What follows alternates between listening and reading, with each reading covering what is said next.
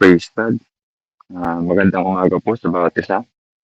Samahan niyo po muna akong manalangin. Yes, Father God, salamat po Ama sa umagang ito. Salamat po sa pagising mo sa amin. Salamat sa panibagong buhay at kalakasan. Salamat sa pag-iingat mo, Lord. Salamat po sa biyaya na ito na napakagandang araw para sa bawat isa. Minsan pa, nagpapakumbaba po kami na malapit sa inyo. Humingi po kami ng kapatawaran sa lahat ng aming mga naging pagkakasala. Dalangin po namin sa pag-aaral ng iyong salita. Buksan mo ang aming mga puso at isipan at dalangin namin, Panginoon, na turuan mo kami. Ikaw ang siyang magsalita, Panginoon, pamagitan ng iyong lingkod at magmanifesto ang salita mo sa buhay ng bawat isa. Maraming salamat po, Ama. Ito po aming samot po dalangin sa pangalan ni Jesus. Amen. Praise God. Magandang araw po sa bawat isa. Patuloy pa rin po tayo sa ating pong topic na sabi po dito sa topic po natin is what does being a guide mean? Or tayo bilang mga guide or mga leader, ano dapat yung kailangan natin gawin? So yung topic po natin kahapon na tinalakay po natin kay Brother Ryan po is una po nating tinalakay yung upright. So dito naman po tayo ngayon sa susunod. Ang topic po natin ngayong araw is all about humble and servant-hearted. So, ano po ba ang ibig sabihin ng pagiging humble and servant-hearted? Bakit po importante po ito sa buhay po ng isang mananampalataya, lalo na po ng isang guide o ng mga leader tulad po natin. So, hindi naman po lingid sa kalaman natin kung sino po yung most humble human na dumating dito sa earth. Di po ba? So, pare-pares po tayo na nasa isip. Tama po, ang Panginoong Jesus lamang po ang the best example po dito po sa ating topic because He is the most humble human who ever came on earth. So, sabi po sa Mark 10, verse 45, for even the Son of Man came not to be served, but to serve, and to give His life as a ransom for many. So, ang Panginoong Jesus po, lumating po siya dito bilang isang tao. Tama po ba? 2,000 years ago, alam po natin yung kwento ng Panginoong Jesus. Simula nung lumating siya dito hanggang sa ipinako siya sa krus. Grabe po yung humbleness na pinakita niya. Simula pa lamang po, ito po yung mga iba pong ilan po sa mga ginawa ng Panginoon para ipakita yung humbleness niya. So, when Jesus was given birth in a manger, di po ba? Yet, He is a king. Diba? So, grabe po yung kababaan na pinakita po ng Panginoon dito. Kahit siya po ay talagang He is a king and He is God. Pero, doon siya ipinanganak sa sabsaban. Diba? Second, he came on earth as a simple man. Diba? There's nothing special about Him as a human. Yung physical appearance niya na you didn't even give a second look kapag nakita mo ang Panginoon. Kasi napakasimple po ng Panginoon. And when He came about to enter the Jerusalem, di po ba? Nung ginamit po niya yung donkey, He rode on a donkey. Diba? Hindi dapat talaga sinasakyan. Kasi dapat yung mga donkey, hindi talaga siya meant to be rode on. Diba? Pero ang Panginoon sumakay siya sa donkey bilang pagpapakita ng kanyang pagpapakumbaba pa rin. And He washes the feet of His disciples. Di po ba? Grabe po yung po ng humbleness po ng Panginoon. Ilan lang po yan sa mga pinakita ng Panginoon na kanyang pagpapakumbaba. Kahit po siya ay Diyos. Ginawa po yan ng Panginoon para po ituro sa atin kung gaano po kahalaga ang pagiging humble, ang pagiging mapagpakumbaba. So meron po ditong dalawang katanungan. Yung una po, what are the danger of if you are not humble? Ano po yung mga masasamang magiging epekto kung hindi ka humble o mapagpakumbaba? So, may 4 po akong points dito. Number 1 po, yung magiging resulta po kapag hindi ka humble is number 1, you can never be teachable. Number 2, you will not listen. Number 3, you will not obey. And number 4, you will not serve. So, unahin po muna natin yung number 1. Kapag hindi ka humble, you can never be teachable. Tama po ba? So, nasa ilalim po niya is, kapag hindi ka teachable, you will become proud. So, kapag hindi ka humble, tapos hindi ka teachable, magiging proud ka. Tama po ba? Number 2, next po ay, kapag hindi ka teachable, you will never realize or see your mistakes. Kapag hindi ka humble, tapos hindi ka teachable, magiging proud ka. Secondly, you will never realize or see your mistakes. Next, kapag hindi ka teachable, you will never learn. Hindi ka matututo. Kapag hindi ka humble, hindi ka teachable, hindi ka matututo. You will never learn. And lastly po, kapag hindi ka teachable, you will never grow. Lalo na po sa spiritual life natin. Diba? Which is most important. Kaya napakahalaga po talaga na humble po tayo. So, number 2 naman po, you will not listen. Kapag hindi ka humble, hindi ka makikinig. Tama ba? Kasi, you always think you think you're always right. Kaya hindi ka nakikinig. Kasi hindi ka humble. Hindi ka ready makinig. Hindi ka handang makinig. Ayaw mo makinig. Darating po yun kapag hindi tayo humble. Next po, kapag hindi ka nakikinig, dahil hindi ka humble, you will not accept any correction. Diba? Kasi alam natin, nasa isip natin, tama tayo lagi. Kaya hindi tayo tatanggap ng kahit anong correction mula sa iba. Maski sa mga leader natin, sa mga member natin, hindi tayo nakikinig sa kanila. Diba? Kasi hindi tayo mapagkumbaba. And lastly, kapag hindi ka humble, hindi ka makikinig, it will harden your heart. Tulad na lamang po na example ni Pharaoh, diba? Yung kwento kay Pharaoh. When God spoke through Moses, diba? Pharaoh did not listen. And it caused na, it reason na tumigas yung puso niya. It is not God na unfair, hindi unfair si Lord. Sabihin natin, bakit kasi pinatigas ni Lord yung puso ni Pharaoh? Hindi, it is Pharaoh himself who hardened his heart. Diba? Kasi kapag hindi tayo nakikinig sa Panginoon, tumitigas yung puso natin. Kasi gusto natin tayo nasusunod. Diba? Kasi hindi tayo humble enough para makinig. So yun po yung nangyari kay Pharaoh. At kung punasan natin, hayaan dumating tayo sa point na hindi tayo mapagbaba, dumating tayo sa point na hindi na tayo nakikinig at tumigas yung puso natin. Kasi tumigas po yung puso natin, mas mahirap po na makita natin yung pagkakamali natin kung kailan na tayo kalayo sa Panginoon. So, ulitin ko lang po, yung number 1 po is you can never be teachable. Number 2, you will not listen. And number 3 po, you will not obey. Kapag hindi ka po humble enough, you will not obey. Hindi ka susunod. You will never, yung magiging resulta po kapag hindi ka nag-obey is you will never accomplish the work of the Lord. Diba? Kilala po natin si Samson. Alam po natin yung naging kwento niya, naging example na rin po siya dito. So, si Samson po talaga po malakas siya. May strength siya, may power siya. Pero, hindi siya sumunod sa Panginoon.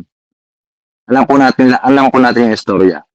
Diba? Hindi niya sinusunod yung sinasabi ng Panginoon na bawal niya gawin ito, huwag niya gagawin ito, huwag siya nalapit dito, huwag niya itong kakainin. Kasi nasa right siya. Hindi siya nag-obey sa Panginoon kasi hindi siya humble. Diba? At alam ko natin yung end of the story, which is pwede na, gagamitin ko natin siya example pamaya na nag-humble na po siya sa Panginoon. So, you will not obey. You will never accomplish the work of the Lord. And next po is gagawin mo lang yung mga bagay na gusto mo. Kapag hindi ka humble, hindi ka susunod sa Panginoon, gusto mo lang gawin yung mga bagay na gusto mo. Diba? Parang, ako na bahala Lord, kaya ko na to. Alam ko yung gagawin ko. Diba? Kasi hindi tayo humble enough. So lastly po, you will not serve. Kapag hindi ka humble, hindi ka maglilingkod. Which is, napaka crucial po. Kaya kailangan po na talaga na mapagpakumbaba tayo. At ang magiging cost po o magiging resulta po ng hindi natin pagsiserve, mawawala po yung purpose natin. We will lose our purpose. Diba? Kasi tayo po itinawag ng Panginoon for a purpose. Kaya yun po yung mga danger po ng hindi pagiging humble. Number one, you will never be teachable. Number two, you will not listen. Number three, you will not obey. And number four, you will not serve.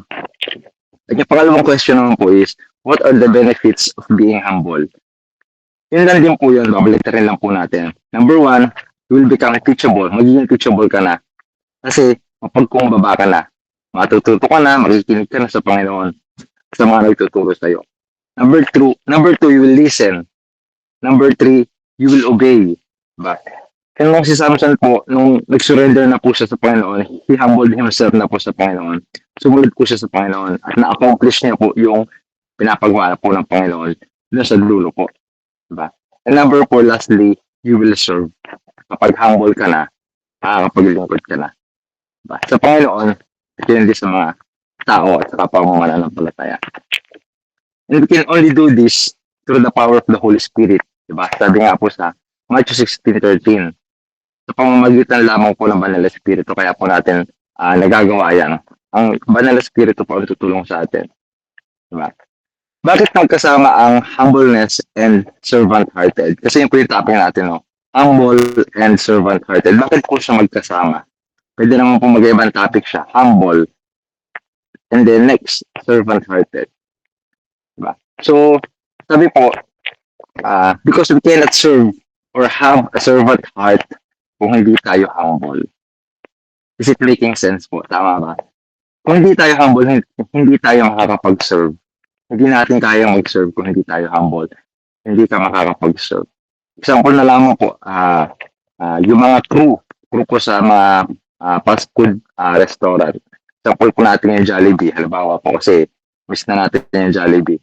So kapag po yung mga crew sa Jollibee is suot na po sila ng uniform which is yung humbleness.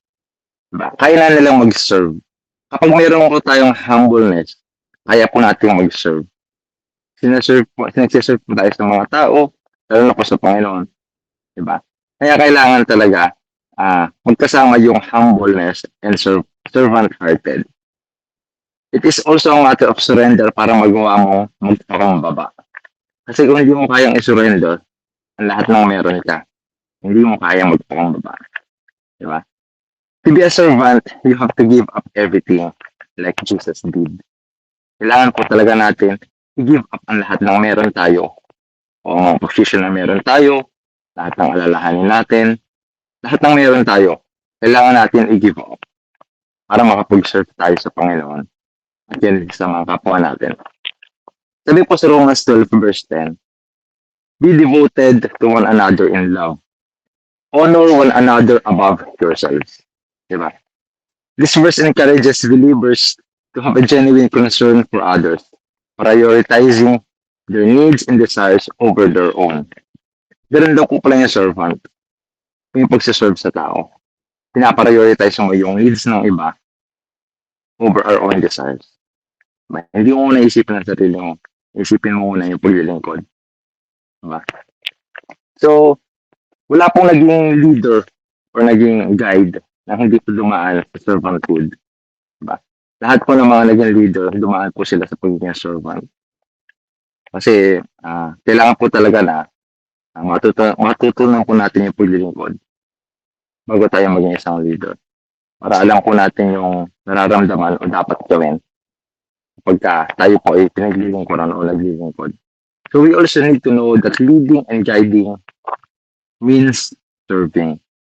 Ang ibig sabihin po pala ng leading or guiding ay serving. So I have this quote po from Roy Lessin. Isa po siyang author and isa po siyang lingkod ng Panginoon. So sabi po dito, a godly leader finds strength by realizing his weakness. A godly leader finds authority by being under authority, finds direction by leading down his plans, finds vision by being by seeing the needs of others, finds credibility by being an example, finds loyalty by expressing compassion, finds honor by being faithful, and finds greatness by being a servant. So let us serve as Jesus did, with love and compassion that brings hope and peace sa buhay po ng bawat isa. So, patuloy po tayo na ah, magpabago sa Panginoon, pagiging humble at servant-hearted. So, kailangan po talaga natin na magpakumbaba sa harap ng Panginoon una, hindi sa harap ng tao, na wala tayong itinataas kundi ang Panginoon.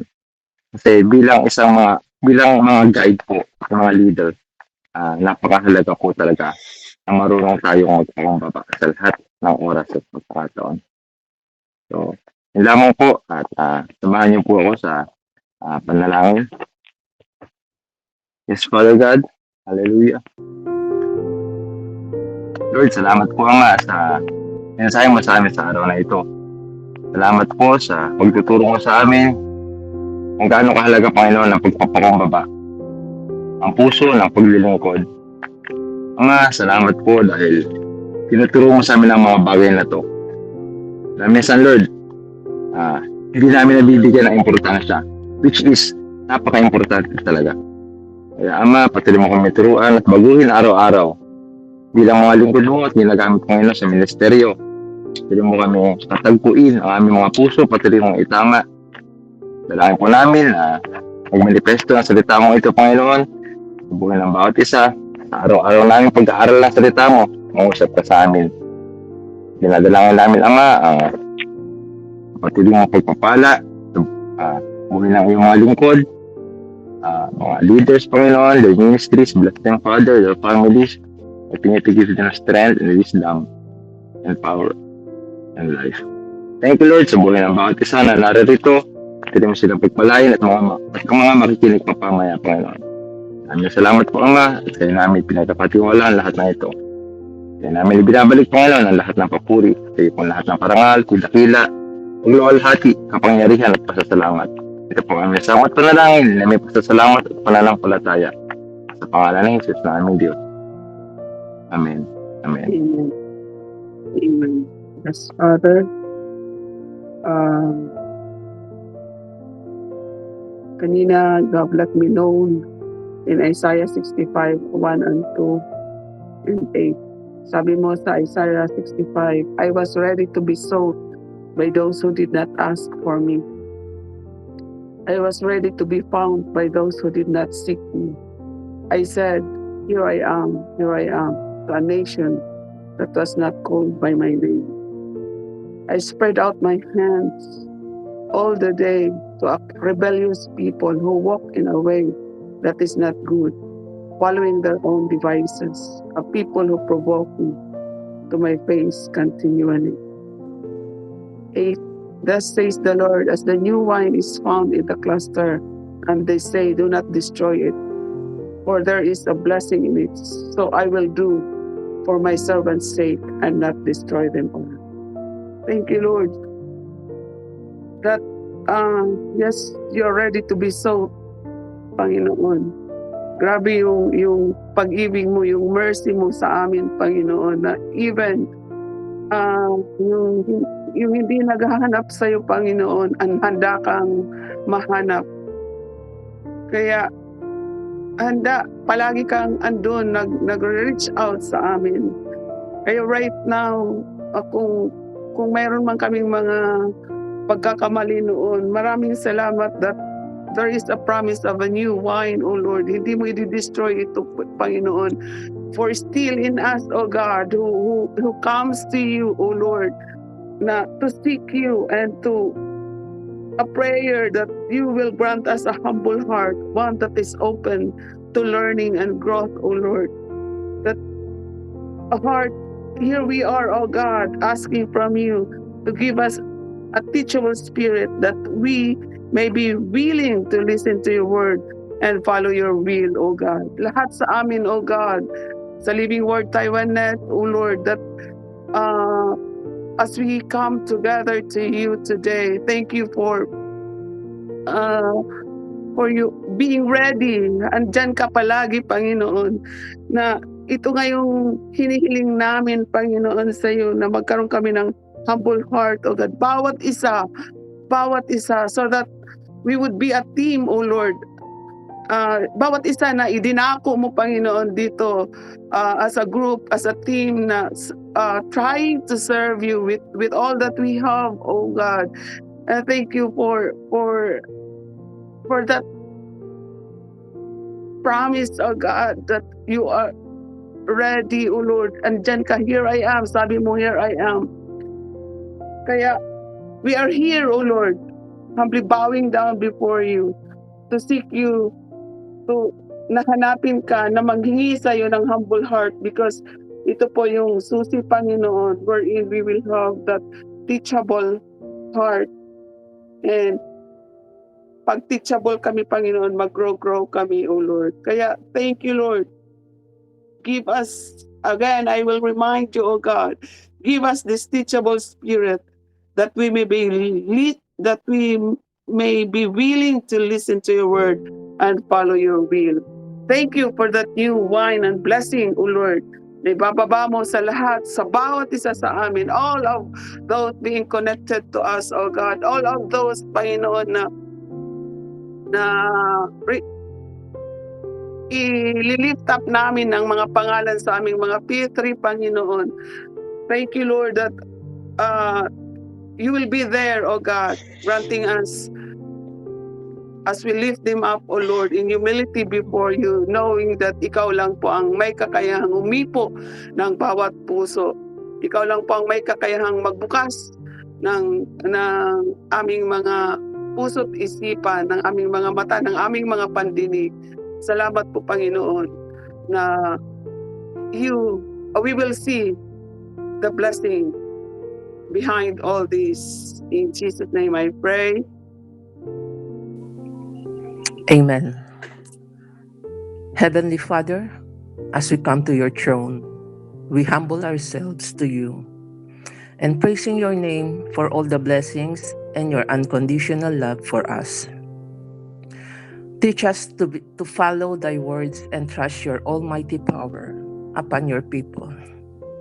Just like the teaching of the book of Matthew 22:36-39, when your disciple asked, "Teacher, which is the greatest commandment in the law?" Jesus replied, "Love the Lord your God with all your heart and with all your soul and with all your mind. This is the first and the greatest commandment.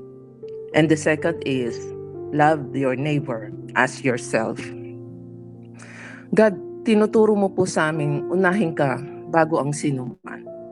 Dahil kung meron kaming pag-ibig sa inyo, matututo kaming umibig sa iba. Sabi mo nga, you can give without loving, but you cannot love without giving. Maraming salamat po sa umagang ito, sa iyong mga salita, sa mga taong ginagamit mo. God, hindi po accident ang mga araw na to, bagkus ginagabayan mo ang bawat isa, special lang yung mga lingkod, upang magpatuloy sa iyong gawain. Maraming salamat po. Ang kapurihan ay sa inyo lamang po. In Jesus' name we pray. Amen. Amen. Yes, Lord, Panginoon, narito ako lumalapit sa inyo na ang puso puno ng pasasalamat, kasabay ng mga hinaing, tanong at pagnanais. Sa gitna ng lahat ng ito, alam ko kayo ang tanging kailangan. Palakasin mo ang aking paniniwala at pananalig. Punuin niyo ang puso ko ng pagmamahal na totoo, tapat at walang kondisyon. Magawa ko hindi lang sa salita kundi sa gawa.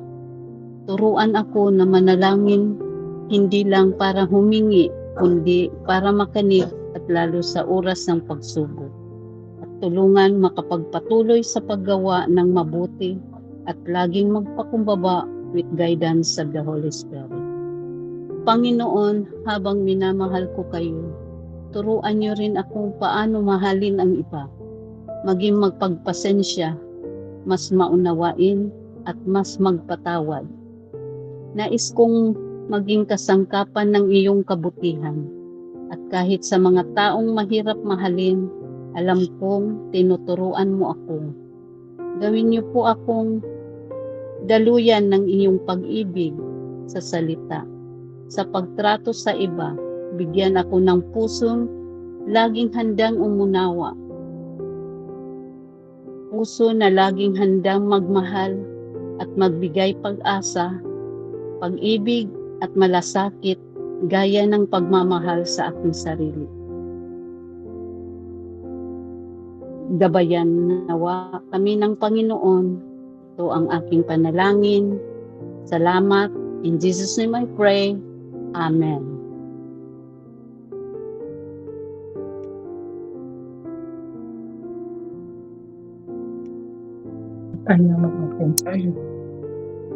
Father God Almighty, Diyos Ama, naming banal at makapangyarihan sa lahat, narito po kaming muli, nagpapasalamat at sumasamo sa pamamagitan ng iyong banal na Espiritu Santo.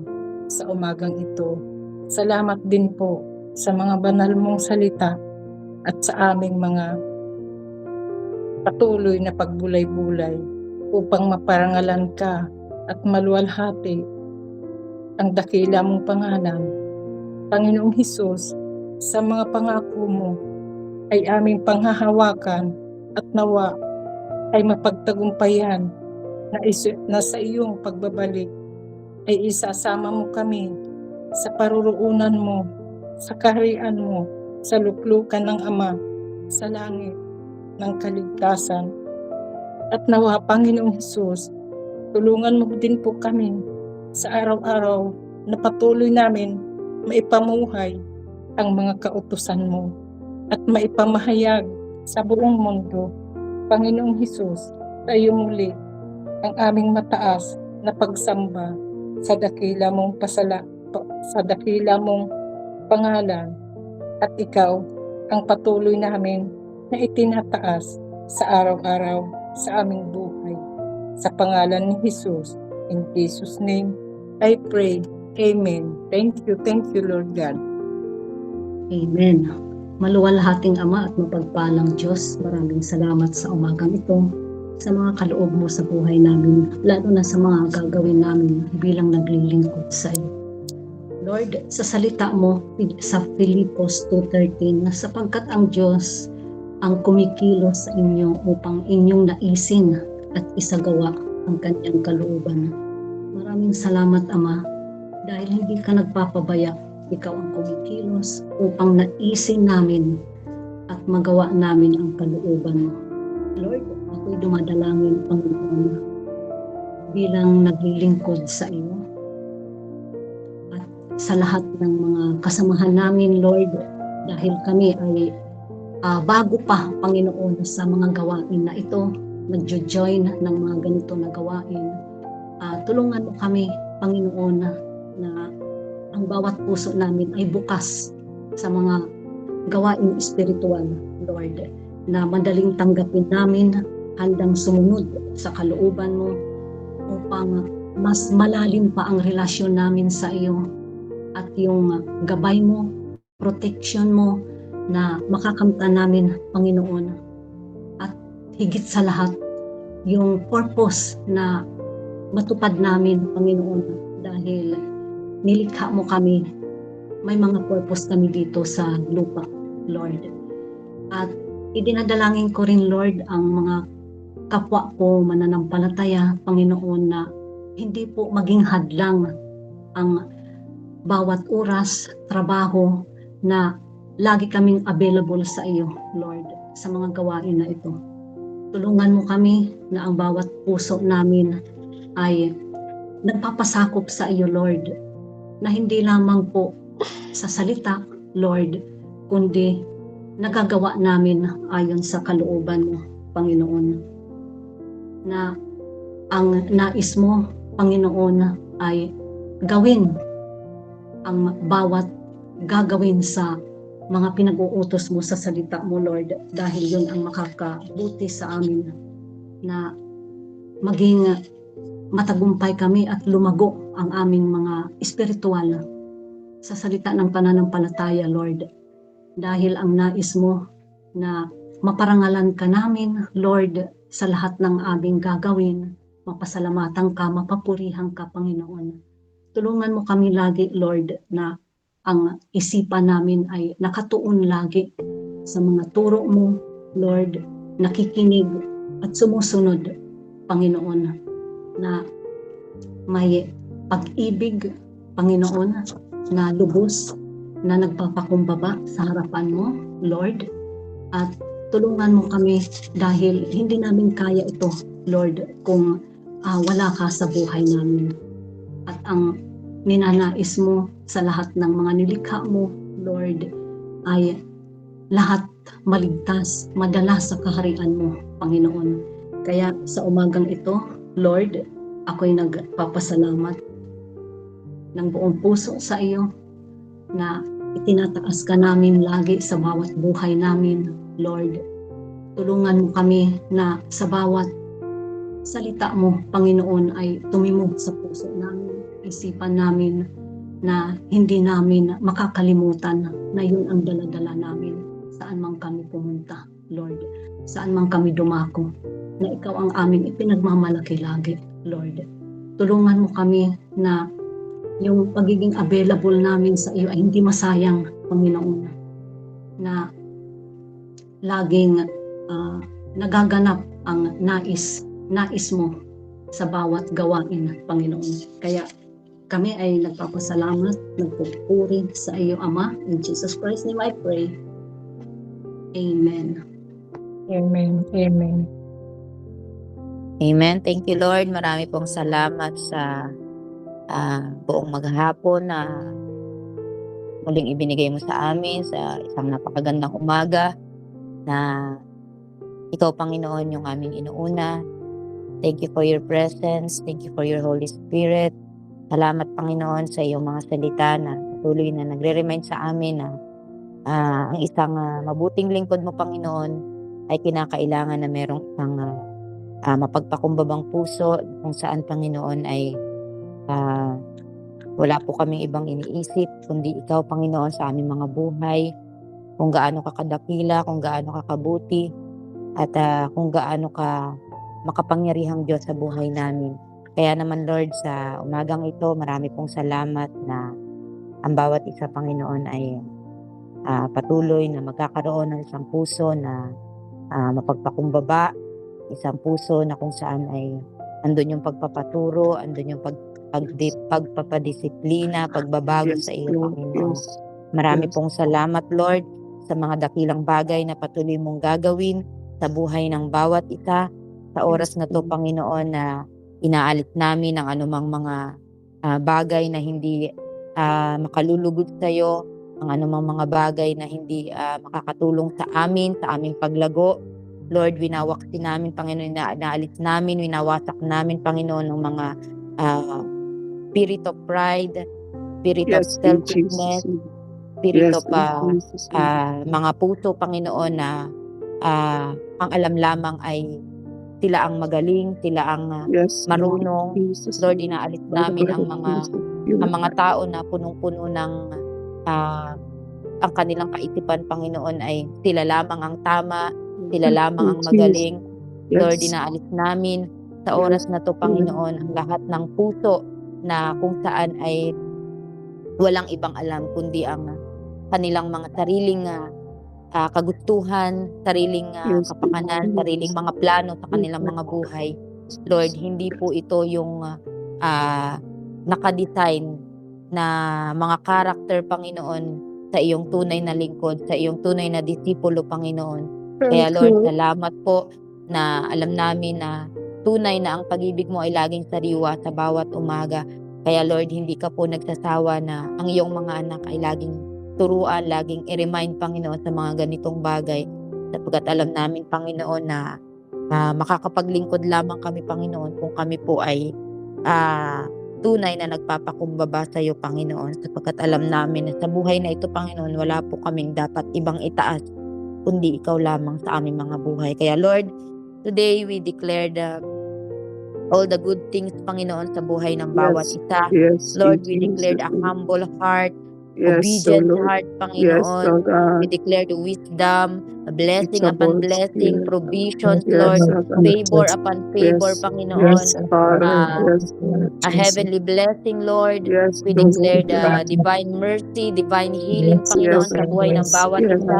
Kung meron mang hindi maayos ang pakiramdam, Lord, we declare healing upon healing, Panginoon. We declare yes, joy, yes, peace, Panginoon, at yes, lalo na, Panginoon, kalakasan ng bawat isa, Lord, sa mga kapatid namin na magtatrabaho sa buong maghapong ito. Panginoon, ikaw po ang aming kalakasan. Kaya, Lord, kahit gaano kahirap ang trabaho, Panginoon, ito po ay gagawin namin with joy, with gladness in our hearts, yes, Panginoon, at hindi po yes, kami mapapagod. Panginoon, we declared favor upon favor, Lord, sa buong araw na ito, sa CDA, sa mga plano mo, Panginoon, sa OHCC, sa yes, plano mo sa buhay ng yes, bawat good. isa, sa plano mo sa Living Word Taiwan, sa Live Jesus Higher, sa lahat ng Yes, ministry, Father. Panginoon, aming kinabibilangan. Lord, Yes, Lord. we declared all the good things, Panginoon. Sa buong Yes, maghapong thank you. ito, victory, Panginoon, ay patuloy po naming mararanasan sa lahat po ng aming gagawin. Panginoon, marami pong salamat. Patuloy ka po naming dinadakila at itinataas, Panginoon. Ibaba mo po kaming lagi. Ang aming mga sarili ay lagi mo pong ibaba sapagkat naniniwala kami sa iyo, mga salita, Panginoon, na ang nagpapakumbaba ay ang iyong itinataas at ang nagmamataas sa iyong ibinababa. Kaya, Panginoon, marami pong salamat sa puso ng bawat isa na lagi pong handang ibaba ang aming mga sarili at ikaw lamang ang itaas sa aming mga buhay. Lord, we praise you, we honor you, in Jesus' name, amen. Amen. God bless everyone. Good Thank you, morning, Lord. everyone. Good Happy morning. Umaga. Bye for now.